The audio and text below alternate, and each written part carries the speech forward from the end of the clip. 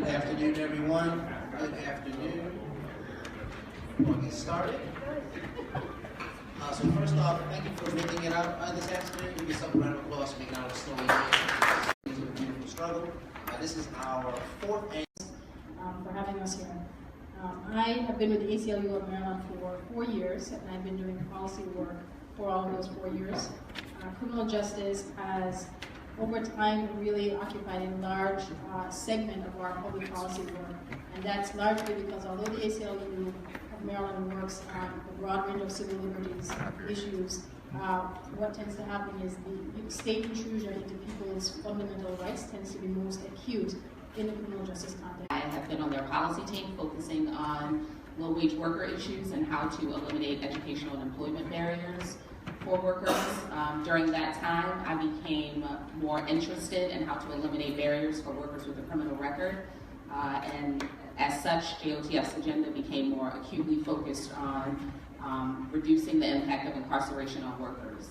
And so as such, we've worked with many of you in this room, many on the panel, on a whole host of issues that may not necessarily seem like they're workforce issues, but one of my jobs over the past couple of years, and that continues to be my job, is to get our policymakers and business leaders and others around the table to understand that when we talk about criminal justice, we can't just talk about criminal justice in a silo. We have to understand that any interaction with the criminal justice system makes it that more difficult for an individual to secure employment and housing and education and a whole host of critical resources that ensure that they actually stay out of criminal activity.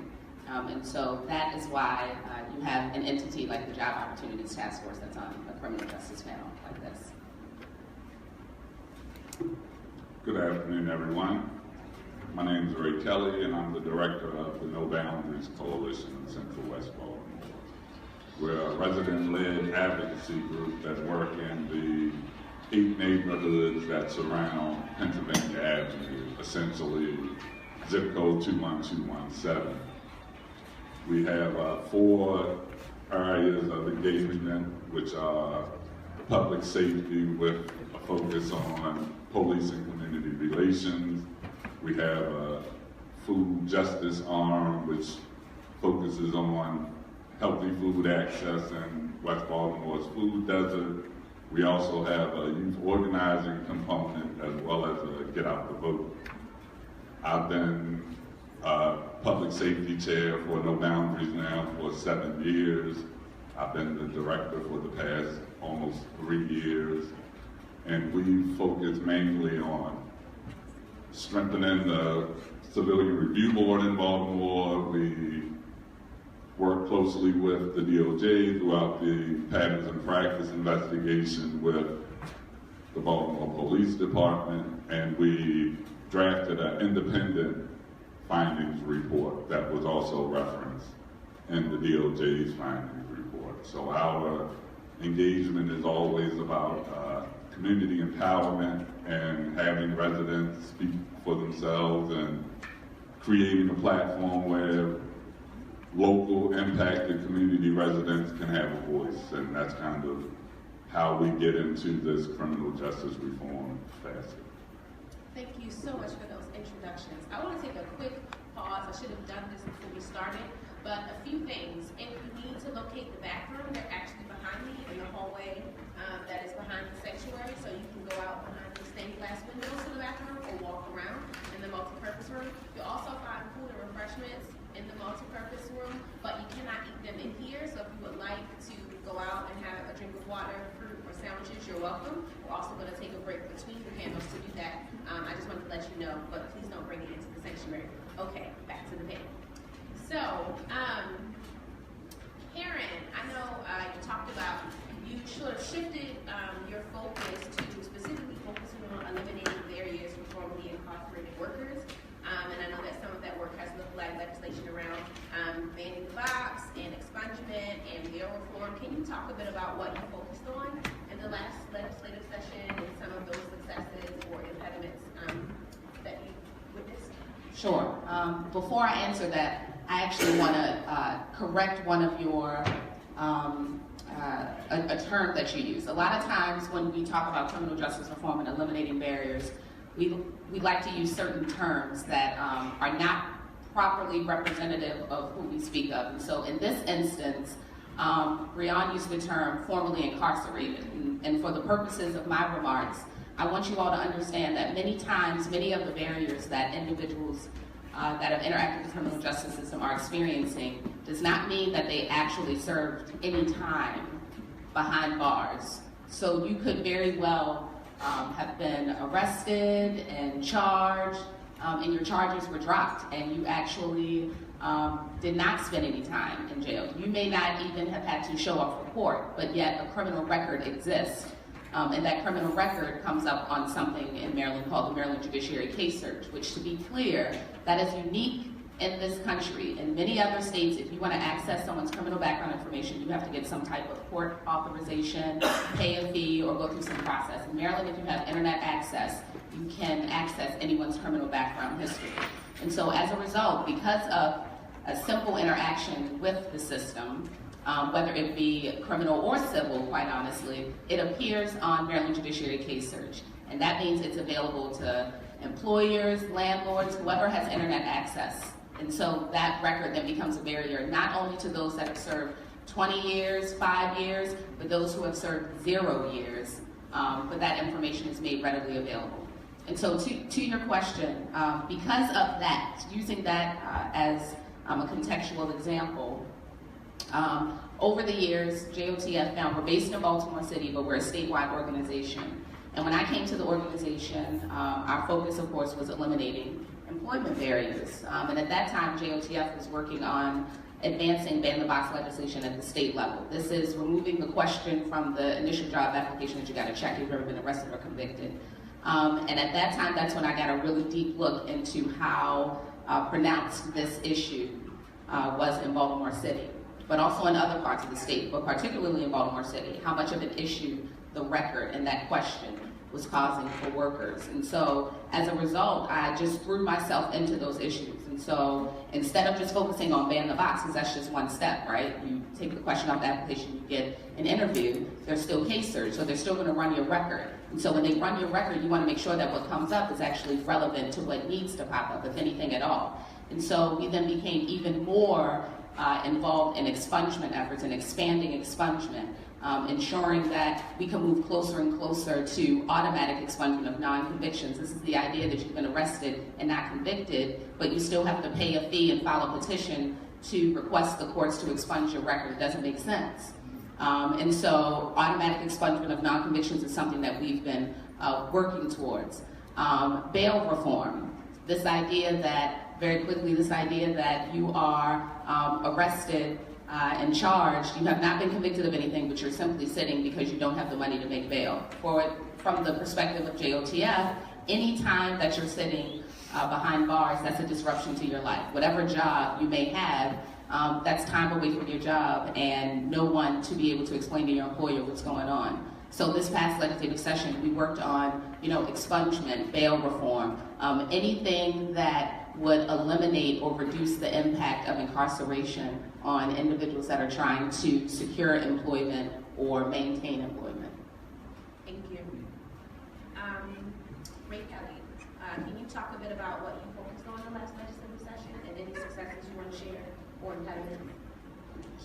So last year we focused on 2 specific bills. We were focused on Baltimore Community Policing Commission, a bill introduced by Antonio Hayes, which ironically had unanimous recommendation from the city council. It actually went through the House unopposed, had full support of the Baltimore delegation in the Senate, and died on the floor. So there was a lot of politics that kind of stopped that effort last year. We also had a bill introduced by Delegate Kurt Anderson, House Bill 1504, which essentially gave control of the Baltimore Police Department back to the city. So people don't really know that Baltimore Police Department is actually a state agency and has been that way since 1860. So to make even small changes like redistricting the police department, we have to go to Annapolis and partner with other groups to advocate for those minimal changes, and essentially decisions on what happens with the Baltimore Police Department are decided by 23 counties that doesn't have any conception of what the impacted communities that are represented in these federal investigations and consent decrees are actually going through. So we didn't essentially have a victory on police reform last year, but once again, we come back to Annapolis advocating on a higher level now to push for those same changes. Because even though we're under consent decree and we have this scathing findings report, we all acknowledge that nothing has changed on street level, and until we actually see substantive change in the way that our communities are policed, we'll keep advocating in the same way, we'll keep pushing for those same bills, and hopefully we'll make it through this administration where we can get level-minded people making decisions without it.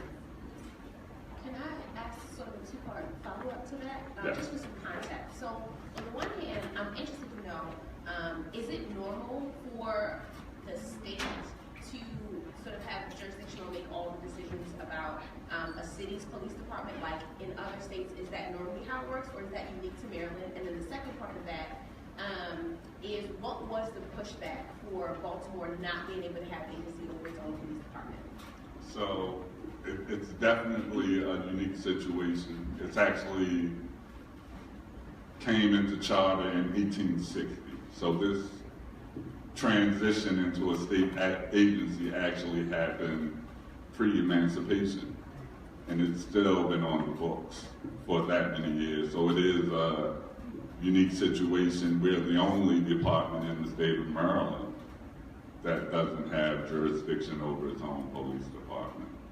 And sadly, the pushback is supreme. It's a matter of why change the whole state for one or two sometimes jurisdictions, and we come in with the aspect of if one citizen is impacted negatively by it, it's a problem. We need to address it and we need to change it. I just want to be clear. You said the pushback was why change something for the whole state, but you said Baltimore is the only one that doesn't have it? So the concept is these are state laws. There's a law enforcement officer's Bill of Rights that is a state law, and when we go to change issues in Baltimore's police charter, structure to the department, we have to essentially get approval by the state legislation because it is still a state agency. I see your point. I was just trying to make sure, but you're still saying that Baltimore is the only The only police jurisdiction where the local jurisdiction doesn't have control of the police department. Interesting. Thank you so much. All right, so now I want to move to you, Tony. Can you talk a bit about what you worked on in the last legislative session and some successes and impacts? Sure, and if I can add one thing to Ray's comments about the pushback that we heard about to the bill that would have given the city full control and jurisdiction over the BPD. Probably the strongest argument we heard in Annapolis was the financial liability, that the city was concerned that by having full control over BPD, it would also have full liability, financial liability when the city gets sued.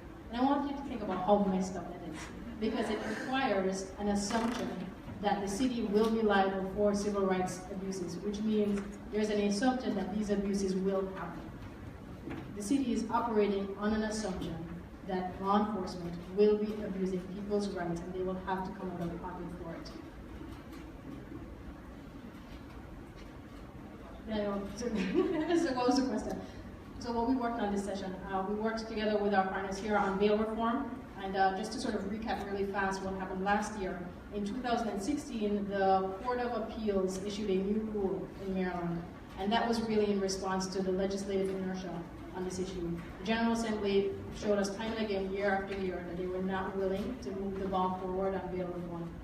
And so the Court of Appeals said, fine, we'll do it. And so they issued a new rule that did three things. First thing it did was it said bail should not be used for public safety. If somebody is a public safety threat, they shouldn't be given a bail amount to pay and then be released. Paying bail does not make you safer. And also, conversely, if you are not a public safety threat, there's no reason that you should continue to be detained just because you can pay a certain amount. The second thing the rule did was it said that the court should deprioritize the use of bail. So the court should not be reflexively using bail for every instance. They should look at other conditions of release. If there's a substance use disorder treatment or anger management, things like that, instead of just using this sort of dollar amount to hold folks. The third thing the court rule said was that bail should not be unaffordable. The court may not set bail in an amount that it knows the defendant cannot afford. So that rule was actually not implemented or adopted until February of 2017. But meanwhile, during the General Assembly session, what we saw was various pieces of legislation to undo exactly those three things. And as you can imagine, these bits of legislation were being supported by the bail bond industry, which was quite literally fighting for its survival. So together with our partners, we were all successful in beating back these pieces of legislation and maintaining the court rule so that it stays intact. So, we did go into the legislative session with some sort of pie in the sky. We can call it pie in the sky now, but some like more ambitious legislative proposals. But we really quickly realized that we needed to switch gears from our proactive bills and start working defensively because, and I have to tell you, we're routinely up against state's attorneys and sort of like the usual public safety advocates, but the bail bond industry was the first in my experience that we had a for-profit interest in the criminal justice system. They're well-resourced, they're savvy, they make campaign donations like it's nobody's business. And so that was sort of eye-opening, but we were successful, and I suspect that we were going to spend a lot of time doing defensive work next session.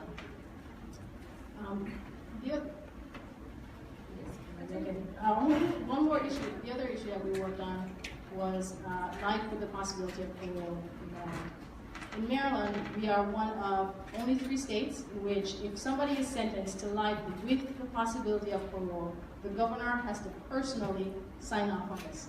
And what it means is that the decision to parole someone is inherently politicized because no governor wants to have this sort of like really important possibility. And as we know, our governors tend to have national aspirations, so they're looking down a political career and making what is really the safest bet. Because we have this system, for over 25 years, 1 or 2, and only just last year, people have actually been paroled.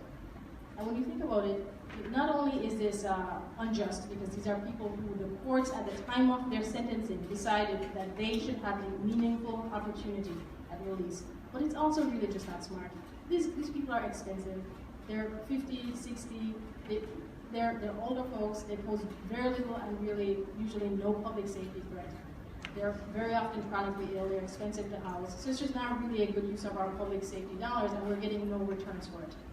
The other thing is that we know that the lifer population in Maryland is disproportionately black. But our juvenile lifer population, so the folks who were sentenced as juveniles to life with the possibility of parole, is the blackest in the country, tied with Mississippi. So it's a we talk about bail and that's sort of the front end of the system. When you look at the deep end of the system, people who are in for the longest terms that are possible, there is a racial disparity issue that permeates from start to finish. So I'll close it.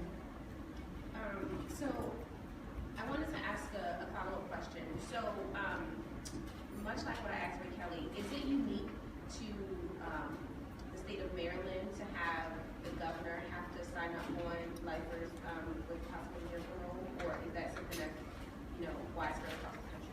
No, there are only 2 other states that have this system: California and I I never remember if it's Arkansas or Kansas. Oklahoma. Oklahoma. You said there's a K, right? Thank you. California and Oklahoma. Thank you, Andy. So no, we are in the vast minority of states, and the reform that we were advocating for was to allow the parole commission, which is, by the way, appointed by the governor, which pores over people's files for years and years and years, to have their recommendations stand. As of right now, the parole commission is making recommendations, and quite frankly, they're just spinning their wheels because they make recommendations to the governor, and the governor routinely just denies everyone. Two more things.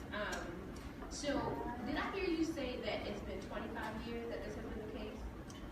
No. So, it's been this sort of like life means life policy has been in place since Glendenning, but in over 25 years, no one has been paroled. Last year, two people were released, but they were anonymous. Okay. And I wanted to know just a little more information on what is the pushback? What is the fear of paroling these lifers? Do folks really feel like they're going to get out and there will be mass murder? Or, like, what is the real fear of letting these folks out? Because I hear on the other side that it's a waste of money, keeping them in jail, and a number of other things. So what is the pushback? It's political. It's political. I think really governors do not want to release folks because they're worried that if they release someone, if they have an infraction, no matter how minor it is, that creates a blemish on the governor's decision to have released the person. The other thing is that the governor sees it. Currently we have a Republican governor and a Democratic General Assembly. The bill passed through the House with almost veto-proof majority. And what the response that we get from the governor's mansion is, this is the Democrats trying to take power away from the Republican governor, which is really just specious because the bill has been introduced for years under both Democratic and Republican leadership. Okay, one more question, then we're going to move on to you, Lawrence. You mentioned that lifers who were juveniles and get life sentences is like the blackest and on par with Mississippi. I'm wondering, for folks that's just really phenomenal now to maybe other folks, is it only heinous crimes that would get a juvenile like a life sentence? It just seems very extreme to, send a juvenile away for the rest of their life. And I'm just wondering about like how do you come to that kind of decision? Yeah, so in Maryland, life sentences are reserved for really heinous crimes. But I think the point of rehabilitation is even more stark when you talk about young people. These are people for whom the offense was committed when they were 17 or 18 usually. And so you're talking about people who are now in their 50s and are far and away not even the same people they were at the time of the offense. And so it's particularly important that this opportunity for release exists for juveniles. Thank you. All right, Lawrence. So now I'm posing the same question to you. What were you focusing on in the last legislative session, and can you talk about some successes or impediments that you faced? Sure. So I'm going to circle back to bail. I'll try to be as succinct as I can be, and then I'll talk about ways to reform. So a few statistics on bail. Maryland is one of the most profitable states for the bail bond industry in the whole country. Third, I believe, behind Florida and Texas. So the Office of the Public Defender did a report, and it did the years 2011 to 2015. And in total, $250 million, $250 million was paid to bail bondsmen. About 120 million or so came solely from Baltimore City. Primary zip codes that pay money to bail bondsmen, Park Heights and Sandtown. And of that dollar amount, $70 million of those bail bond premiums were paid by individuals who were found not guilty. These are innocent people either being forced to stay in jail simply because they're poor, or being forced to pay, in just Maryland alone, $70 million worth of bail bonds over only 4 years. A few more statistics. Of the whole country, Maryland has 2 of the politicians who have taken the most money from bail bondsmen and campaign donations. So we have the committee chair in the House, Joe Valerio, who's taken tens of thousands of dollars. And you have the committee chair in the Senate, Bobby Durkin, whose district is right up the street, in Baltimore County who's taken $70,000 in campaign donations from bail bonds. So when we say this is a powerful industry, it's extremely powerful and extremely tricky. So what happened this session, because I think it's important when we talk about the power arrangements here in the state of Maryland, that the bail bondsmen actually use their clout and the connections they have to black lawmakers and black civil rights leaders to basically do a Jedi mind trick, to do a sleight of hand, and convince people to support a bill that they wanted to pass through the legislature that would have actually repealed the Court of Appeals ruling that gave us some bail reform. And they were able to do this by making their terrible bill look like it itself was bail reform. And unfortunately, many of our civil rights leaders and folks in the legislature basically took the bait. Either they believed it wasn't, the bill wasn't that bad, or they actually believed the bill was good, right? So you have basically lawmakers who are literally being wined and dined at Bruce Chris Steakhouse by the bail bond industry, having to basically drip poison into their ear, convincing them that this bad bill was actually a good bill. So it took a concerted effort by the people in this room, many of you all and the people on this panel, to educate the community. We did a video of actually civil rights leaders testifying in favor of the bail bond bill, written by the bail bond industry, to kind of educate the people what was going on, and we're eventually able to get that bill killed. So bail reform isn't done. We have a Court of Appeals ruling that does some good. We're going to continue to push that work forward. So on to policing reform. So many of you probably know that we've talked for a while about the fact that civilians on trial boards. So this isn't about when a cop is in a criminal trial accused of criminal wrongdoing. Those are extremely rare and usually don't turn out well. These are internal disciplinary proceedings where police officers basically figure out if they broke the rules, should they be fired or punished. And because we have this law in Maryland, the Law Enforcement Officers' Bill of Rights, cops have these really overly strict protections in terms of how they can be investigated and the very setup by which they can be punished administratively. They have a trial board of other cops that determines if they're going to get punished or not. And we talk about reforming these trial boards for two reasons. One is democracy. Cops are public employees. People in this room pay their salaries. And policing, though it doesn't feel like it, is a public service given to you all. So fundamentally, if the people in this room pay cops' salaries, as a fundamental notion of power, the people in this room need to have the ability to determine if what the police are doing fits within your standards of morality, your standards of what you want policing to be. And you can only do that if you have meaningful, legitimate power to punish a cop or fire a cop, which is would be civilians on trial. Secondly, the reason that's important is deterrence. It's very hard to change policing culture. Training might help, I don't really think so. Body cameras may help, I think the evidence is showing they don't. We have a culture that says that if you know you can get away with it, you're going to do what's called jumping the force continuum. So even if the situation may call for a lower level of force, because you know you're not going to be held accountable, you just go to the highest level of force, just to feel safer, right? And that's a structural problem where there's no deterrent for cops to jump the force continuum unless they know they're going to get punished, right? So things that we've done on that front, it gets a little complicated. I'll try to be brief. Basically, the city of Baltimore and the state of Maryland, as Ray Kelly pointed out, is playing political hot potato with the issue. The state of Maryland says, well, that's a city issue because they say it's a labor rights issue between basically the police and the city, and that deals with collective bargaining, the process by which the police bargains with the city in terms of what their compensation is and what their stipulations are in terms of when you can buy a cop. Collective bargaining is an extremely secretive process. It's not open to the public, and we did our best to work with lawmakers, work with the mayor's office to inform them about the importance of standing strong in collective bargaining and demanding this be a change in the collective bargaining contract. The police rejected the changes to collective bargaining contract, which means the old contract is just continuing to roll over until we get a new one. But the mayor is saying collective bargaining, the cops always play hardball because this is what cops do. They say, oh, you got a murder problem? You're not going to get any confessions out of me. You got a crime problem? That just means more reasons why I feel like I have power at the negotiating table. So the mayor's talking about going back to Annapolis and potentially trying to pass legislation from there. we don't feel that has a great chance of passing, but we're going to continue to push on the issue because these trial boards are ridiculous. That's the last thing I'll say. They're actually public now because of the advocacy we have done. I was actually able to attend the administrative trial board with Cesar Goodson, the van driver in the Freddie Gray case. Now, the details of the trial board, those are still private because those are deemed as personnel records that the state of Maryland said they don't have to disclose.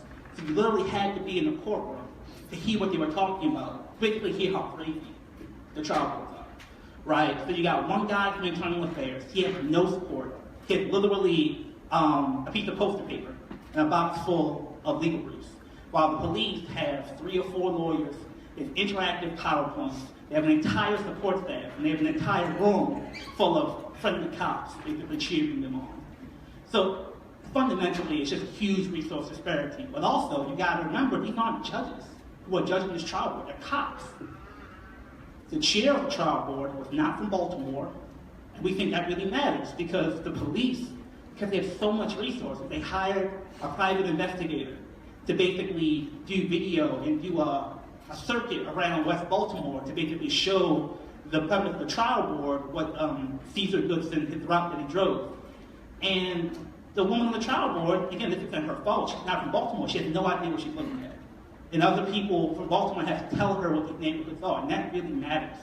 Because if the police are defending this cop and saying, look, Gilmore Homes is dangerous, Gilmore Homes is full of violent criminals, Gilmore Homes, it was a tense situation, the homes were emptying out, they did the best they could in a tough situation. If you're not from Baltimore, if you're not a civilian, you have no knowledge to put that into context, right? There were 2 moments, and this is the last thing I'll say, about trial boards that stand out to me. One of the arguments they made in terms of why they didn't seatbelt Freddie Gray is because they were afraid Freddie Gray was going to bite them if they seatbelted him in the van. And they actually showed a video of someone who was not Freddie Gray, a video taken 2 weeks after the Baltimore uprising, where the police claimed someone in the police saying, "Big a police officer." I'm like, that seems like that evidence should not be admissible. It's prejudicial, it's hearsay, and it's just crazy. It's basically the Walking Dead defense. People in West Baltimore are zombies. They might bite you. So therefore, we don't need to seatbelt them in the back of police vans. But hearsay is admissible in a trial court. And prejudicial evidence apparently is also admissible. That's just how ridiculous that was. One last thing. They were doing cross-examination of a witness. Of course, the witnesses are usually cops, so they don't want to testify against another cop and get them fired. So the guy from Internal Affairs, who, may have been doing a good job, but he was just outgunned, was like, "Did you hear them talk about Bon Secours over the radio?" He was like, maybe, it was a long time ago, I don't remember. It's like, you have it right here in your statement, Bon Secours, right? I think I heard Bon Secours on the radio. And he was like, maybe, I don't know. Cross-examination. The police say, so in the text of the statement you have, it doesn't say Bon Secours. It says box score. Isn't that right? And it's just like, you want to stand up and say, objection, what the hell, right? But you can't. And it's one of those things where in a court of law, the police lawyers would never feel they could get away with that type of slapstick, kind of ridiculous obfuscation of facts. But in trial boards, they can't, because there is no civilian to hold them accountable for the ridiculous ways that they manipulate the facts. And if you're wondering why the Freddie Gray cops didn't get fired, it's because these trial boards are kangaroo courts. So we're going to continue to work hard to get those improved. Thank you, Lawrence. I know you said one more time, one thing. Well, I'm going to ask you to talk a little bit more about the other thing. Because one of the things that I thought you were going to talk about is about marijuana legislation. I'm going to say that. Yeah, I just wanted you to briefly talk a bit about your thoughts on that and the work that's being done around Yeah, and I was going to talk about it later because we haven't really been working on that in the past. But we think it's important for us to work on that in the future. Because right now we have medicinal marijuana. It's just going online, selling medicinal marijuana in parts of Maryland. I don't think the dispensaries have opened in Baltimore County or the city yet, but they're coming online. There's been a big conversation about black folks being able to be growers of marijuana and participate in the industry. And why I think that's important, I think that's a very narrow conception of social justice. And I think part of that is also just, money, black folks being mad they didn't get that piece of the pie. Even if they deserve it, that's not my definition of social justice. We didn't want to get involved in that debate. However, the work we do in Baltimore, around the uprising, trying to help our folks in Gilmore homes, we've seen the impact of the war on drugs. Not just economically, socially, psychologically. The term is act. This has been a war on black and brown communities. And in a world where marijuana legalization, like the full legalization of marijuana, is coming down the pipe. There's bills introduced every year, it's going to be reintroduced this year, probably won't pass, but it's coming down the pipe. There's no tax on medicinal marijuana because they make the argument you're not supposed to tax medicine. And I'm more or less down with that. But when legalization comes out, it's going to be a pool of tax money that the state's going to get. And we at LDS are trying to start the conversation now so that when legalization comes down the pipe, that says that we as a community will not accept that money from legalization tax revenue just going to schools in Howard County, just going to opioid rehabilitation programs in the suburbs where white women are suffering from opioid addiction. If you have neighborhoods that have been destroyed by the war on drugs for people selling weed, that you need to take that tax money and invest a substantial percentage of it, specifically in the zip codes that have been most impacted by war on drugs enforcement. Economic development and programs targeted to empower not just those zip codes, but people who live in those zip codes. In the periods of highest enforcement of the war on drugs, they should get preference when they want to do community programming, when they have a workforce development program, because they're the ones who are able to have the expertise as to how to begin to heal the trauma and damage that has been done to those communities for decades. But if we don't demand that that type of language is put into our marijuana legalization bill, we're going to get the same old. The tax money is going to get sucked out to do political favors for whatever entity is in power. And for us, that's unacceptable. So we're here to start the conversation now so that people don't feel that they can just put a referendum on the ballot and think that because everyone wants legal marijuana, we're just going to accept whatever attacking language they tell us. So that's one of the things that we see really differently, that we're going to try to leverage community support to demand legitimate legislation as opposed to just accepting whatever structure the Democratic Party puts in front of us for marijuana legalization. All right, thank you so much. So, as we move to the last part of this panel, and soon I'm going to open it up for questions from the audience. So please, if you have questions, if you're thinking of them, and we're going to turn it over to you in just a moment. I would like to ask each of the panelists about what next steps are. So first, let's go to you, Tony. You talked a bit about bail reform, and I'm wondering first, you mentioned that in February, the Court of Appeals rule, there you go, the rule from the Court of Appeals sort of came into action in February. And so now, as we're closing out this year and getting closer to February 2018, I'm wondering, has there been any success, or what has happened? Have people observed that rule? Have we seen any action around it? Is my first question, and then I'll follow up with what next. Sure. So the rule was decided in February of this year, but it didn't actually go into effect until July 1. So the court gave itself some time to implement the rule. So the rule went into effect July 1, and on November 1st, we got a report from the judiciary sort of evaluating the impact of the court ruling. And what that report shows is you do have more people getting released on their own recognizance, but you also have more people getting held without bond. That's not surprising. That's what we would expect to see. Because what the court rule did was it said, this middle space of people who are getting bond, those people, the court should really start using bond less. And so what you see is the system getting stretched on both ends. You have, the court is not using bail as much, and in many jurisdictions, they don't have any alternative.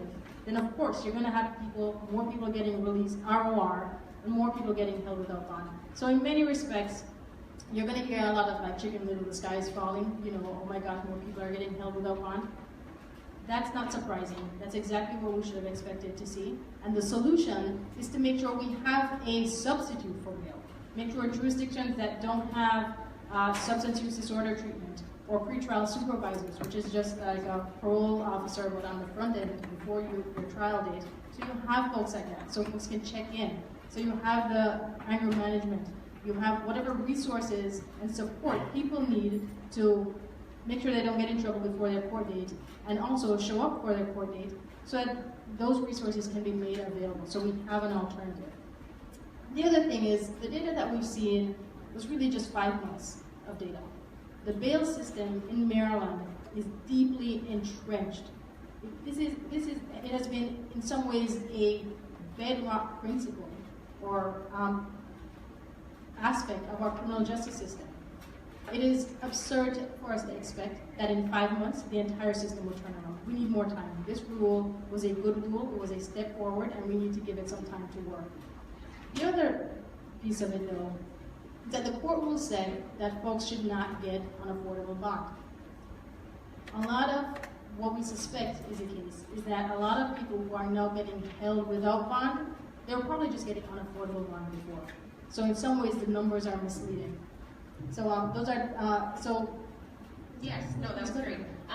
So I have one small question in response to what you said, and then what next, right? So you said that more people are held without bond, right? And I'm wondering, is there going to be some work around shaping or like changing the ability to just hold so many folks without bonds, or is that just something that we have to accept, right? And then lastly, what are you going to be doing in 2018 to sort of uphold and I guess make better the ruling that Sure. is there? So we should not accept that more people are getting held without bond, and I want to be clear about that. What we need to be doing is working more closely with the judiciary, and fortunately, the judiciary, because remember, this is their rule, this was their idea, they are supportive of it, and what needs to happen is the commissioners and the courts who are making these bail decisions are educated, and it's going to take a little bit of time, but it will be a team effort. We have certainly reached out to the judiciary to make sure we can be supportive of that effort in any way that we can. So we should not accept that. We should not accept more people getting held without bond. We should understand that things are not going to change overnight, and then we work together with the judiciary to make sure that the spirit of the rule is being implemented. Looking towards 2018, we expect that the bail industry is going to come back strong, maybe stronger and stronger than last year, because it's an industry. This is a for-profit industry that is fighting for survival, and so we'll be doing defensive work to make sure the rule stays intact. But we're also looking to get 3 other supports for the rule. First, we need to get some data. We need to make sure that this report that we got November 1 was helpful. We're going to need some more data next year just to see how things are going in a longitudinal way. We also want to make sure that as jurisdictions are acquiring risk assessment tools, and I don't want to go down the rabbit hole of describing what that is. What it is sort of just like a machine that sort of, you put some information about the defendant in and it spits out a number or an assessment of whether someone should be released or not. We need to make sure that that is a democratic and transparent process, that jurisdictions are not using a tool to make this really important decision that communities don't know about. The other thing is we want to make sure that the jurisdictions have some incentive to develop pretrial services. There are jurisdictions that have pretrial services, they can be improved and expanded, and those jurisdictions that have no pretrial services ought to start getting pretrial services so that they don't have to rely on bail, so that they don't have to hold people without bond, so they have an alternative. So that's our 3-pronged goal for the 2018 session. All right, thank you so much. Karen, let's go to you.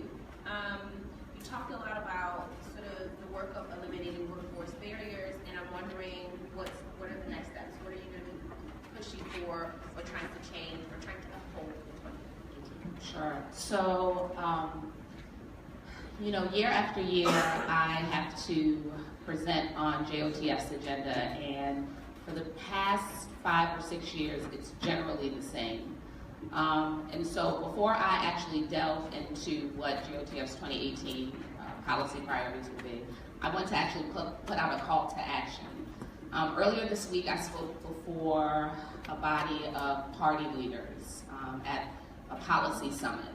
And the idea was, how can we galvanize Marylanders going into an election year? 2018 is an election year, right? So you have the legislative session that's January to April, by which they are debating and deliberating on a whole host of policy proposals, many of which will directly and or indirectly impact Baltimore City.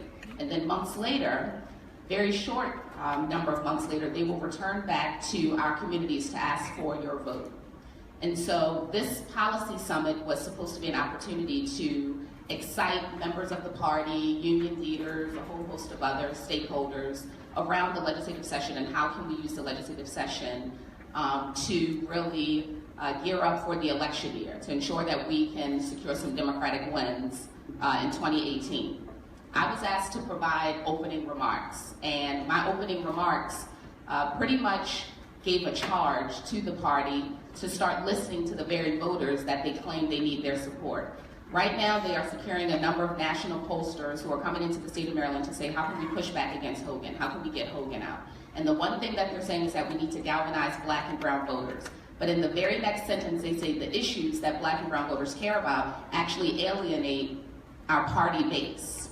And so my message to these party leaders were, you cannot act crazy in Annapolis during the legislative session and not support and champion the issues that Black and brown voters care about, and then return months later and act like they don't know what happened in Annapolis. Now, I may have told a fib, which is why this call to action is important, because I really need you guys. Because I told them that in 2018 there was going to be a renaissance of grassroots activism, and that folks have their eyes on Annapolis, and that they're going to be there all the time, and that they're not playing, and they have all these expectations. And so this session, more so than before, it is extremely important for your eyes to remain on Annapolis, for you to hold your legislators accountable. Because Governor Hogan this week just introduced the craziest crime plan for Baltimore City, and used terminology like aggressive sweeps of our Baltimore streets, and then answered a question, responded to a question in response to whether or not this plan will include educational and job training programs.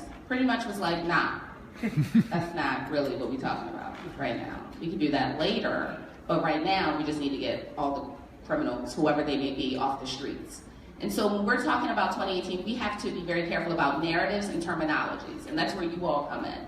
And that means that we're not just focusing on Governor Hogan, but we're focusing on the mayor's office, who is also going to have a voice in Annapolis. We're focusing on the Baltimore City delegation. These are your delegates and senators who represent Baltimore City and Annapolis.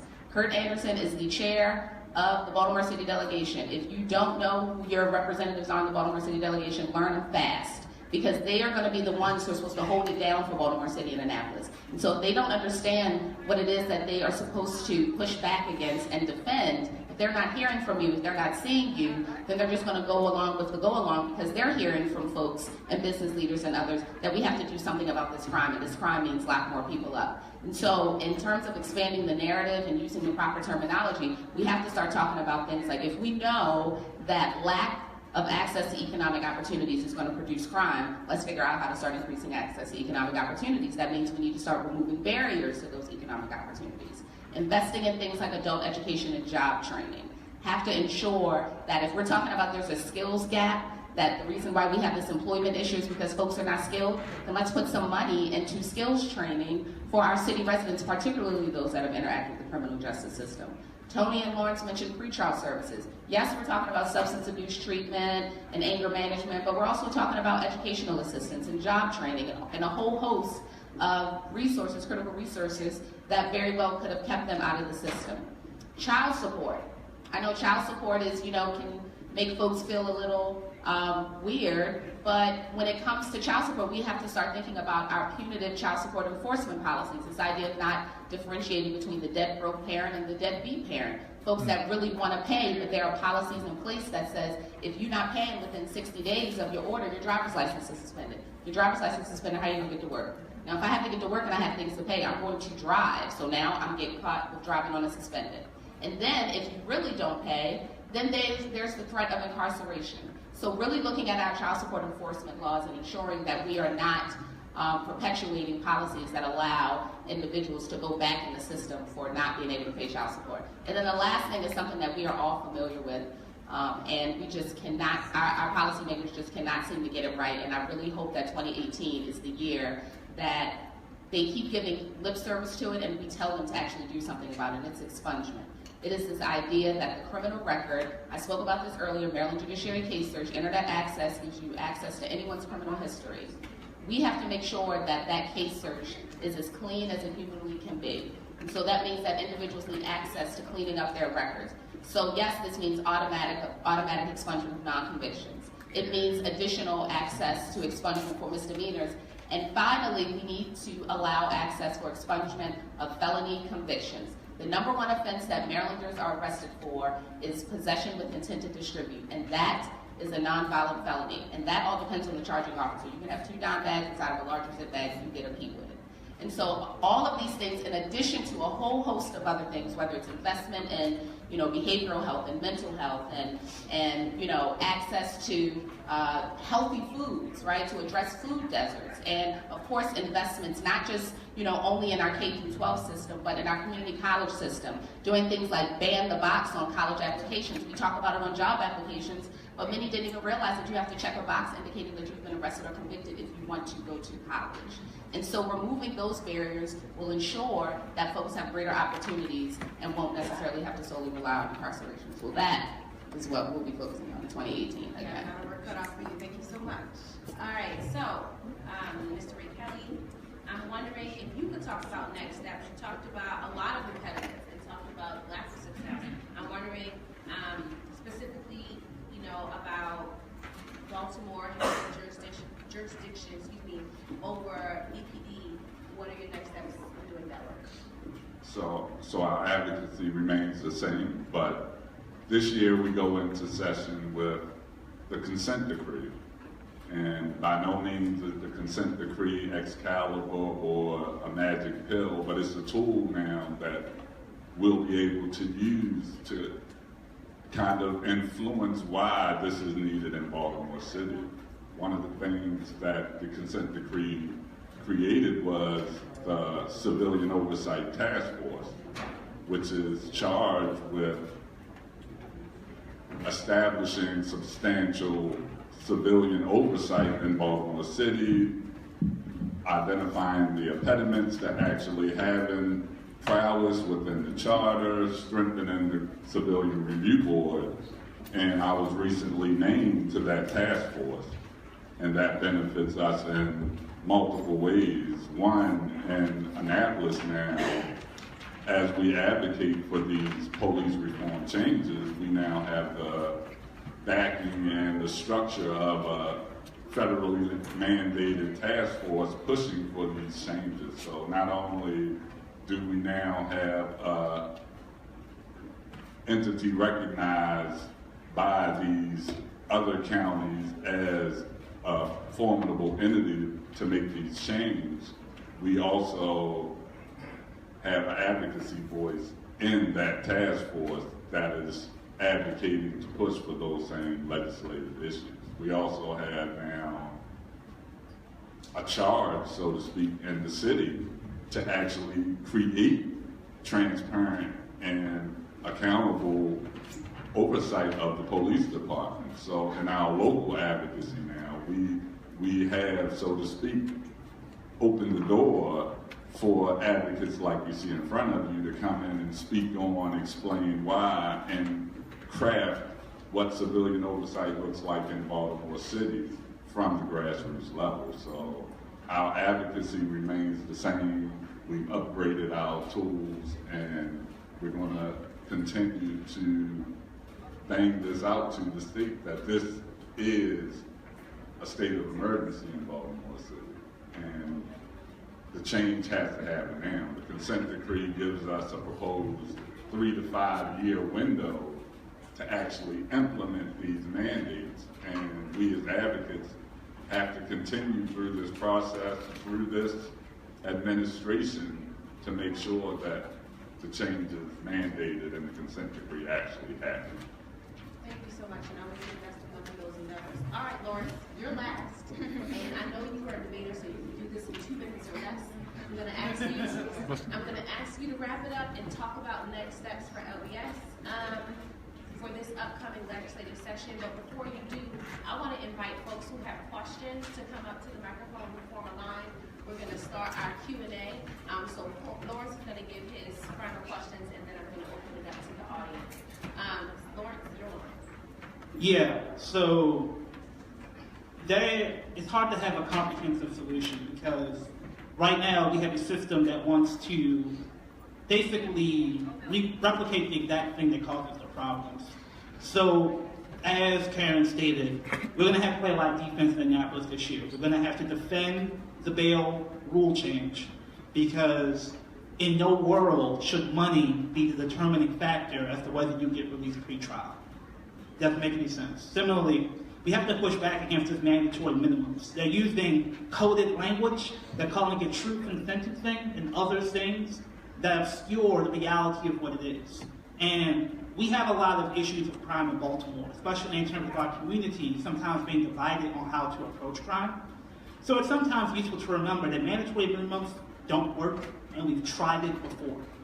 So I like to quote a University of Michigan professor, Michael Mueller-Smith, who basically says that for every year that you lock someone up who is in the target age group, like 17 to 25, and it's like in the middle in terms of whether they continue a life of crime or not, that's $60,000 of social costs for every year we lock somebody up.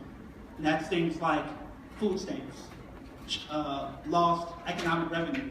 And more than that, when that person gets out, they're more likely to become the type of people who create the violence that we see in our streets today, because we as a society have told them that they're worthless, that they're a threat, that we don't think you can be rehabilitated, and that you deserve to be incarcerated. So those are the types of things we have to push back, because our lawmakers always say, we have to do something. This is something, so we have to do it. So we have to continue to push that there are alternatives, rehabilitation, community-centered policing programs like Safe Streets that we can fund and we can control, but we have to push that narrative forward to resist the really simplistic and problematic policy making that our political leaders often default to. All right, thank you so much. Now I'm going to open it up to the audience. We have a few expectations that I hope that we can, follow. First, I want you to make sure that you are asking a question. This is not time for commentary. We have time for that at the end of this afternoon. So please make sure you have a poignant and concise question directed to a specific panelist. Is that cool? All right. So, if we can stick to one question, that would make help. Well, two questions are connected. The two questions is related to what things Lawrence said, right? The first is I wanted you to repeat the figures that you gave about how bail affects the African community here in Baltimore. I need those figures because this is an aspect of exploitation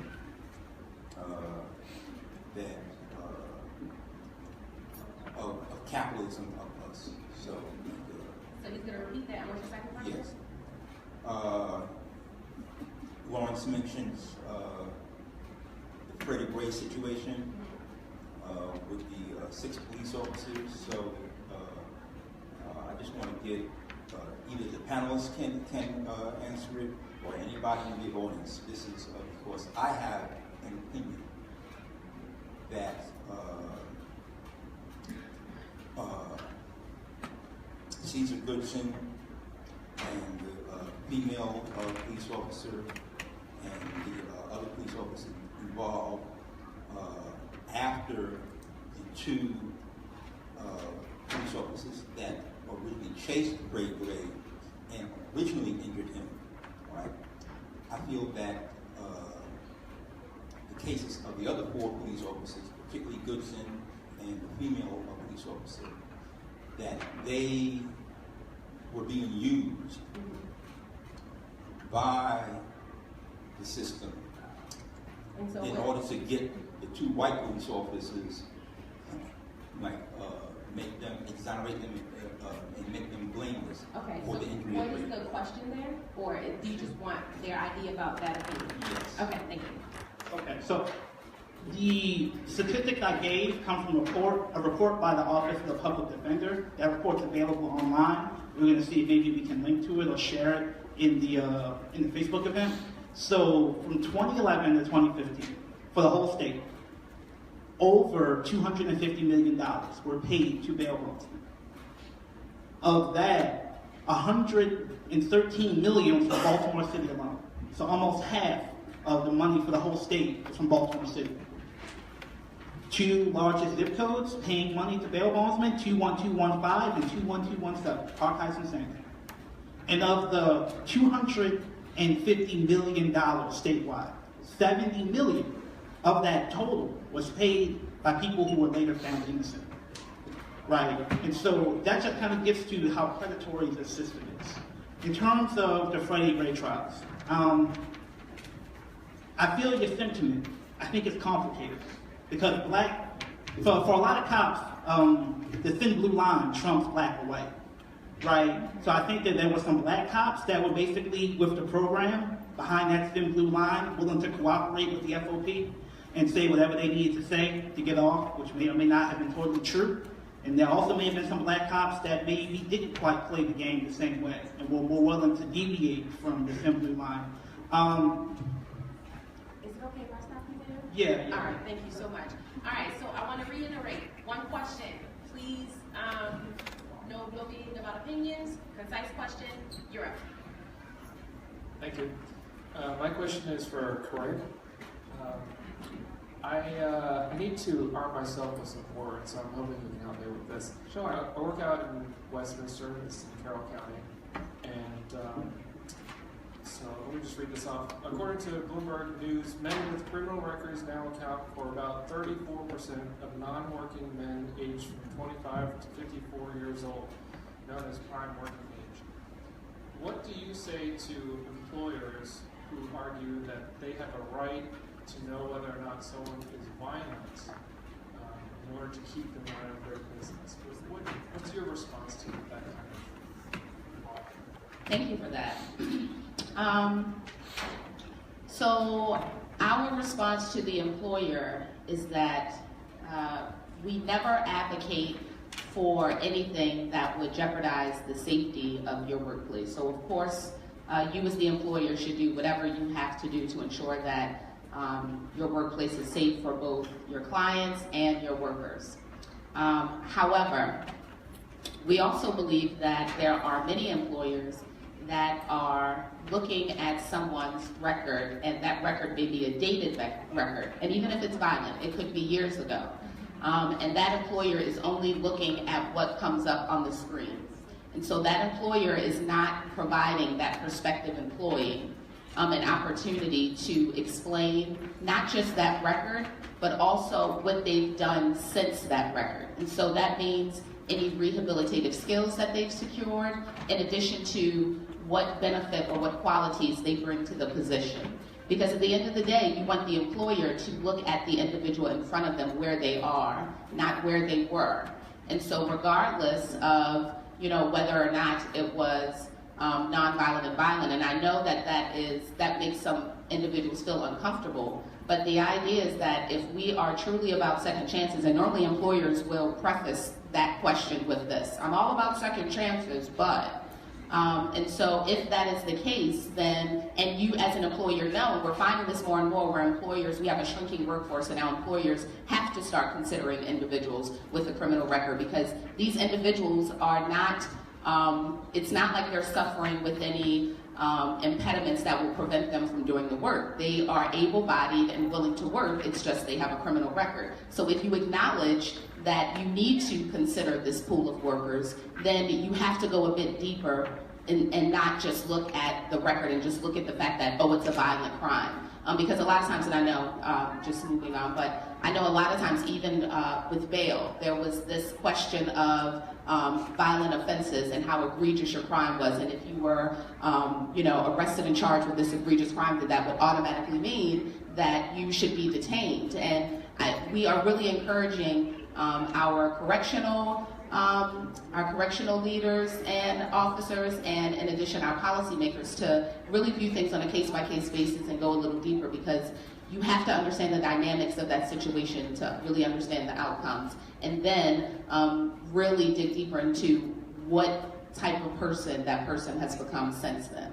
Thank you so much, Karen. All right, next. Thank you. We're gonna cut off questioning here with you in the blue shirt, just so everyone knows. Yes. How you doing? My name is Steve Barnard. My question is about the life sentences for juveniles without parole.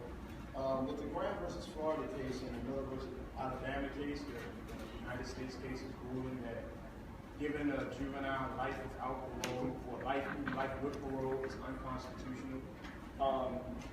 It's still people in the state of Maryland locked up with life with parole. But however, as he was saying, they are not being released. They're not having that opportunity.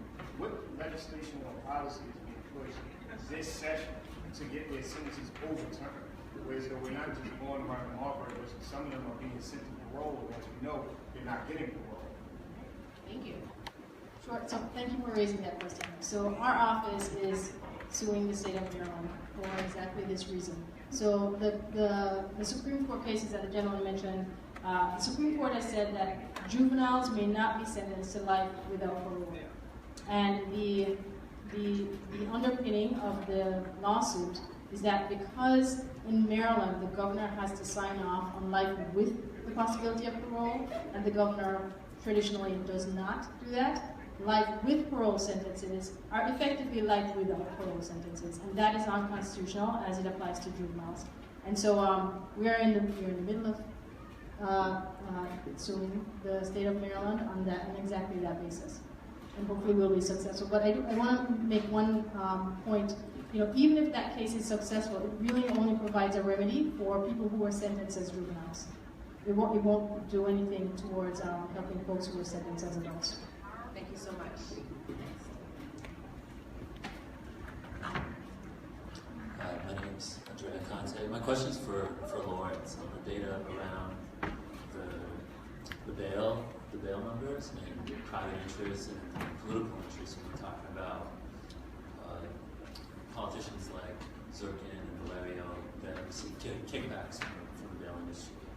Something that the Court of Appeals decision really revealed is kind of took the cover off of just how much private interest there are invested in. It's almost to resemble, these people for what they are, which are bounty hunters. And my question is, are there any kinds of particular structures within Maryland itself that allow it to be so dominant or so prominent? We'll talk about private interests in the bail bond sector in Maryland when we consider it across the country. Because it seems to me that it's pretty damn prominent. Yeah, two things. So Maryland has this 10% culture where you need to be able to post 10% of the number that's given to you. And, it's complicated, but I think that needs to be effective in terms of the bail given. They say, well, you only got to post 10%, right? But if you get a $10,000 bail, 10% is $1,000 and you're broke, then it encourages bail to be the norm because it says, oh, only 10%, and it inflates the number that you're given in bail. Because we actually have the same system that Texas has. And of course, Sandra Bland couldn't get out of jail because she couldn't make bail, right? Additionally, there are tools that you can use, like releasing people on recognizance, like sort of saying, well, you have a pastor, you have a basketball coach that can basically vouch for you, and it's his job or her job to make sure you get your butt back here for trial. Like, you can do informal stuff like that, but that happens in the culture of Maryland. And lastly, you can do what's called unsecured bonds. And we do it a little bit in Maryland, but the question is, I know we do it more. And the idea is that bail is only supposed to make sure you show up for trial, giving you a financial incentive.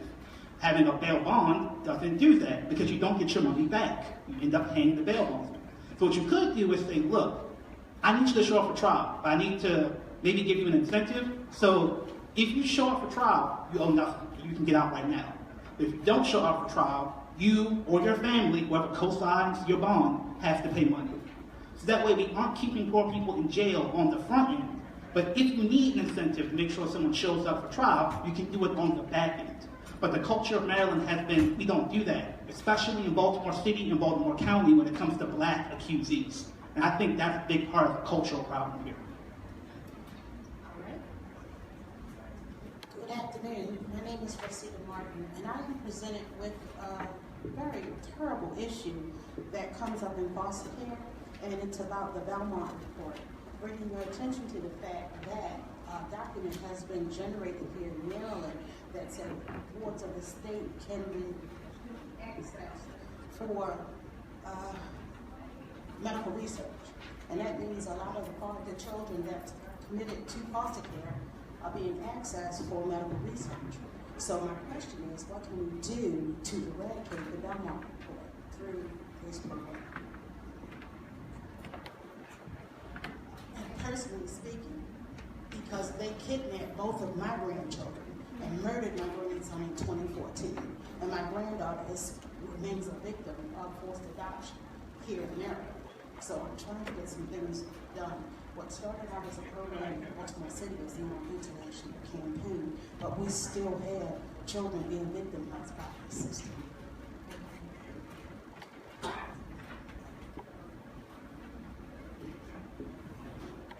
So, thank you for this question. I am not familiar with the Belmont report, and I'm not even speaking in my ACLU capacity.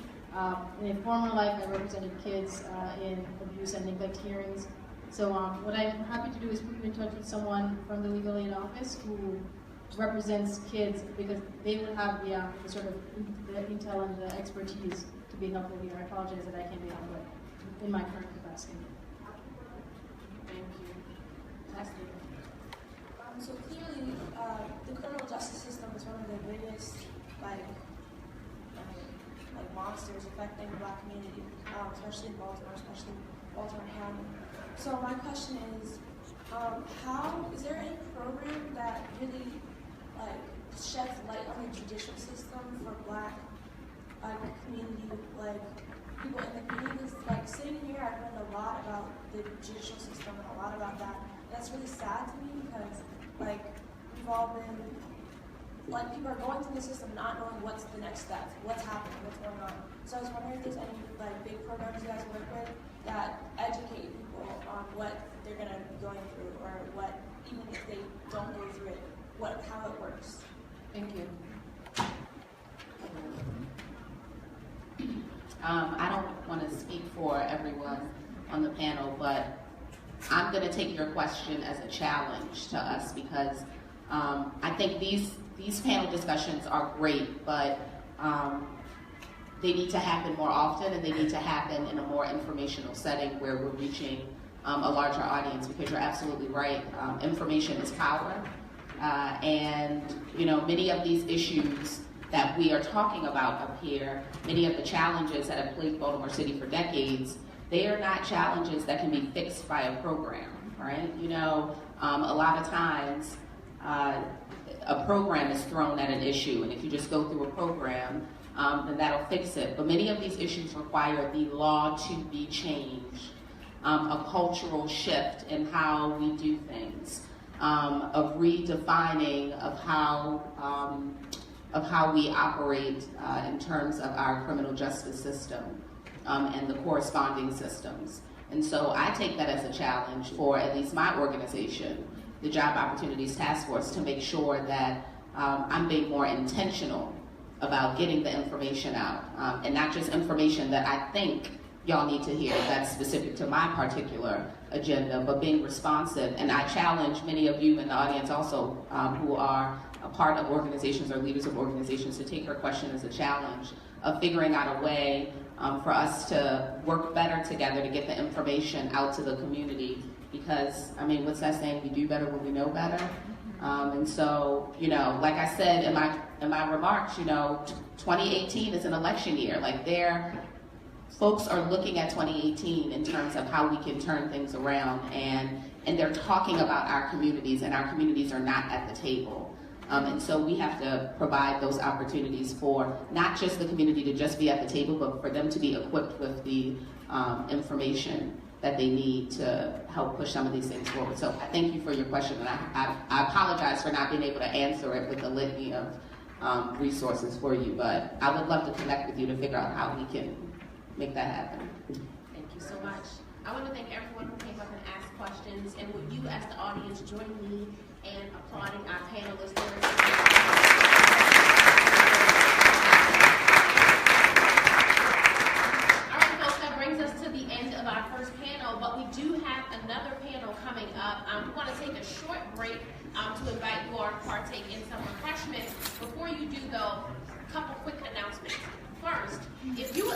an update on the work that you are going to be doing in 2018. We don't want to just make this about our own legislative agenda, but as a community, we have a community grassroots session at the end of the second panel where we'll give you 2 minutes to talk about your work and what you will be doing and inviting people to come and join you in that work. If you're interested and you have not already signed up, you can see Nadira, who's waving her hand in the back, and sign up to give your 2 minutes, I'm going to be moderating that as well, 2 minutes, folks, about your work. Yes. Can I say something really quick? Because I completely forgot. I'm sorry. I have to or I'll get killed.